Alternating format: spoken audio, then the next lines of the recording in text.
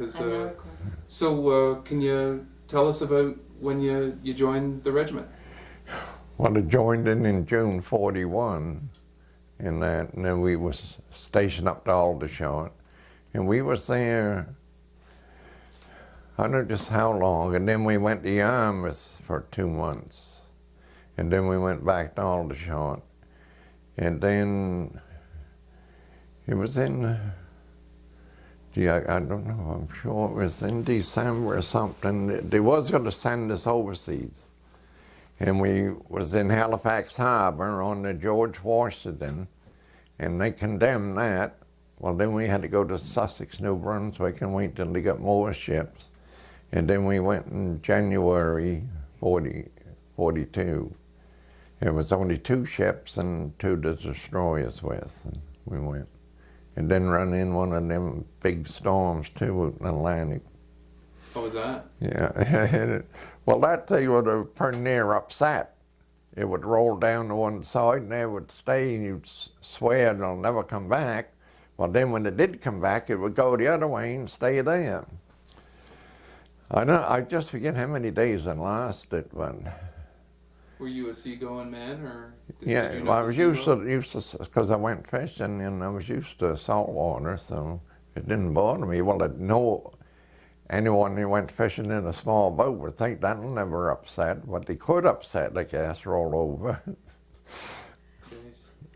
So, tell yeah. I'm just going to just make one adjustment. Just want to double check my focus. Sorry, I just didn't think it looked all that sharp. And it was. I'm just a real fuss budget. She's a perfectionist. This is a Gemini Award-winning director. So Oh, yeah. we got her retired now, and I got her cheap. Oh, yeah. So, Well, Yeah, that's I good. We're volunteered very for this- lucky to have her. I Yeah. volunteered for this project because I like the idea, but I'm very fussy. So I just want to make sure it's Yeah. perfect. So we want to make sure it looks nice and Oh, yeah. really good. Yeah, I want to try and get all those medals in there too. All right. You earned them, so we don't want you Yeah. to cheat you of them. Okay, I'm set now, sorry. So tell me about the landing in Sicily. Well, it was, like a fellow said, it was hot and dusty. It was hot as hell and twice as dusty. It was because we wasn't used to that kind of heat, you know. A lot of days be 100 in the shade, you know. And it wasn't that good. It was a hard country to fight in too. Was there much fighting in Sicily? Quite a bit, yes.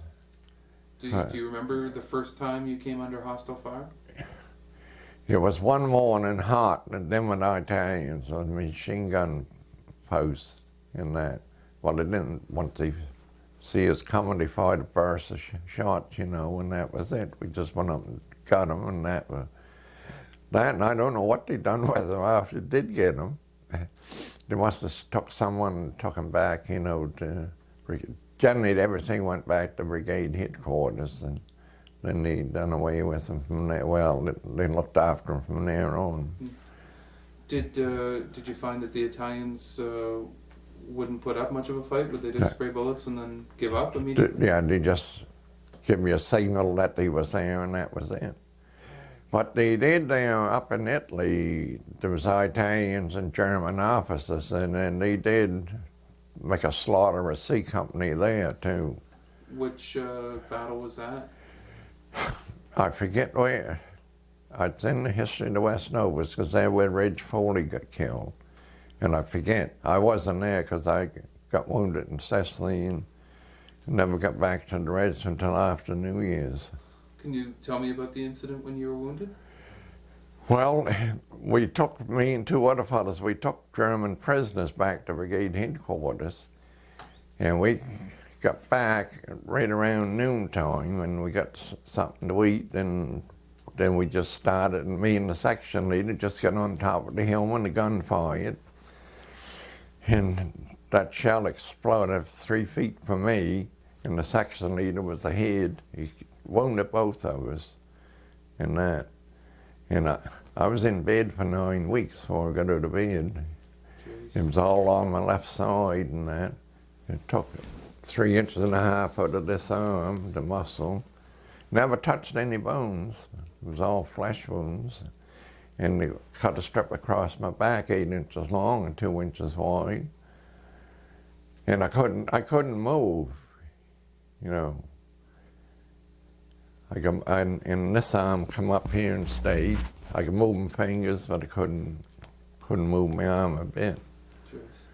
That would be pretty bad. Is there, and that put you out of the Sicily campaign. Is there anything else that you remember from the Sicily campaign that? No, well, I never got back to Ortona. That's when I got back again. Ortona would have been it's the little Stalingrad. It was one of the worst. That was it's a bad place. But what do you remember of Ortona? Well, not that much. But we was there outside of Ortona for quite a while, and then we was out at a machine gun post, and this guy that was with us, we go out nights, and two would stay there 2 hours, and then someone else would take over. In the daytime, it would only be one on the machine gun, and every 2 hours someone would change. But this one night we was there, and it was moonlight, and after a while everything got very quiet, and that kind of gets on your nerves because it's not that right, you know, for it to get right quiet. And I was on this side of the trench, and the other guy was on that side. He got wounded with a machine gun. And never heard a thing, and these bunch of bullets went right between us and out through this. When they had a roof over this, where we trench they had. He couldn't stand up after that. All he done was sit there in the trench, and I kept a lookout, you know, because it was about 100 yards or so from where we was to the woods.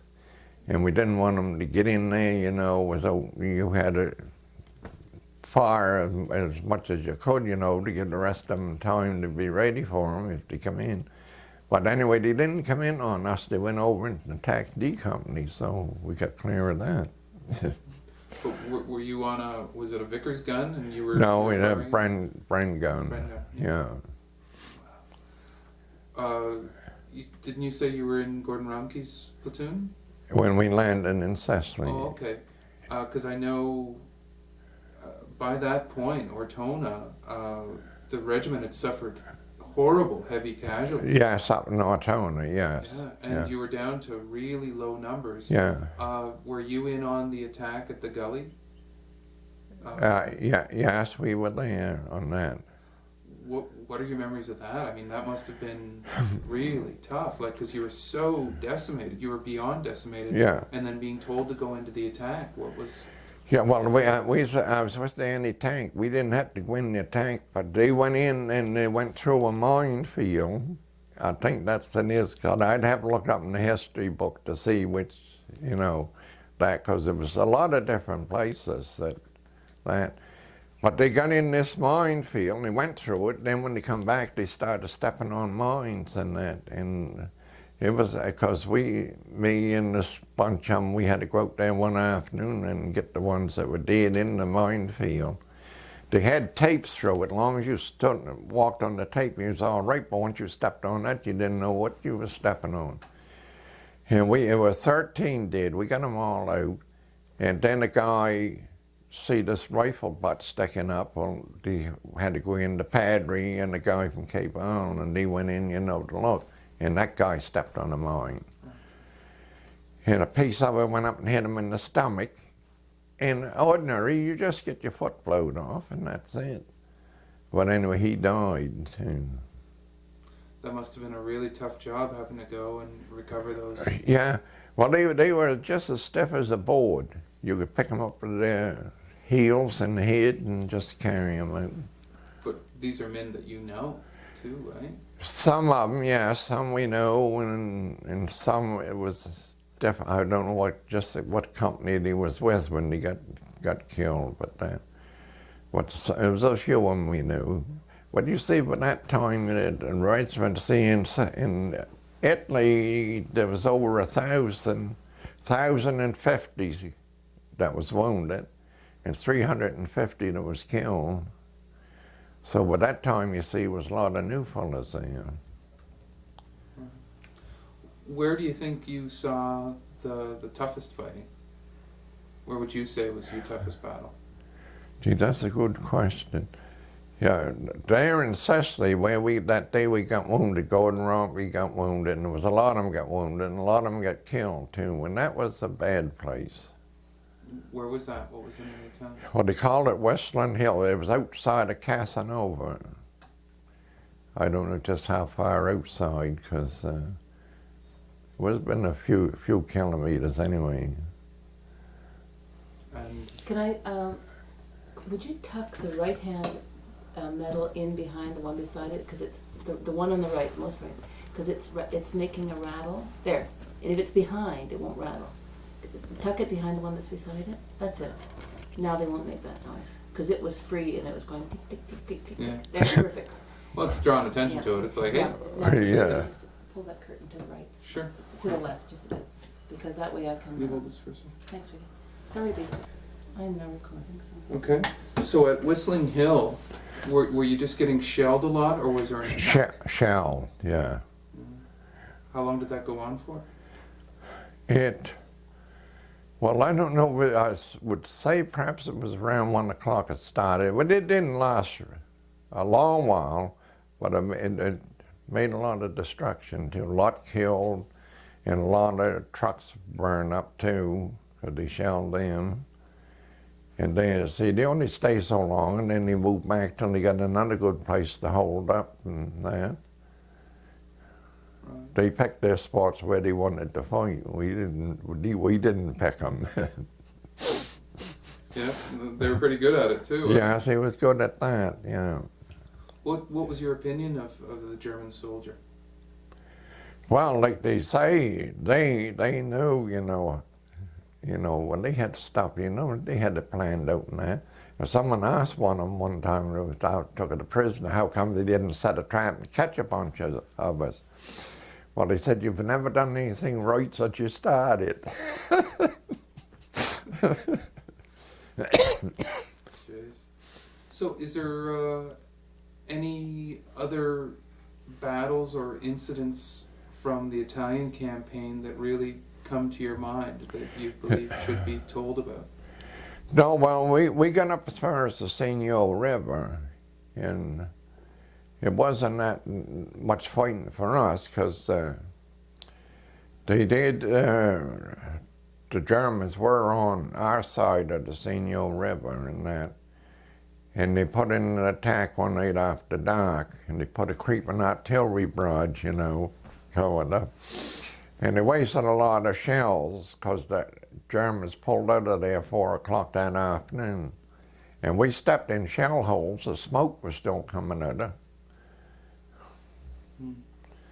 Did you, were you around for the Foglia River crossing? Or Foglia? That's the one it's not in the histories very well, but it's where Padre Wilmot got his MC? Yeah, we was there somewhere, because somehow, I think it was with the anti-tank platoon in, and them fellas went across the river, because was Dennis LeBlanc. There was a German guy there. I don't know if they took him prisoner or what, but they become good friends after. And I think it was that river that happened. Yeah, that was a bad place to get across. Perhaps you can tell me about when you went to Holland and the action, like taking Apeldoorn. Yeah, well, see, they gave us the easiest place where we was down there. It was a hard place to fight, because there was mountains, and, and you could only go so far, and they had to wait until they withdrew to another place, and that's the way it was slow going. But when we got up to Holland, Apeldoorn was our first place, and we had the easiest place to take. And I don't know how many places that we went through, because you'd have to keep a diary of it, because it didn't interest us what city we went through and that, because, you had to keep going till it was over, and that was it. Pardon me. When you got to Holland, did you find that the Germans were putting up just as tough a fight, or had it changed? Well, some of them places, Maybe we gotta, because the fridge noise, we'll just wait for a Just second. wait for the fridge Yeah, do you wanna just stop for a to sec? stop the siphon recording. Okay. What are your memories of taking Appledorn? well, we didn't, it wasn't that bad, you know, really, because the anti-tank platoon, you know, with the gun that we had was nothing. It was, you might as well have, I don't know what, have a pop gun against the German 88, you know, because that was a good gun. But I was, you know, it was eight pounder, I think they called it. 6-pounder probably? Because it was 17 pounders and 6 pounders. Yeah, this, I think the projectile wasn't that much difference.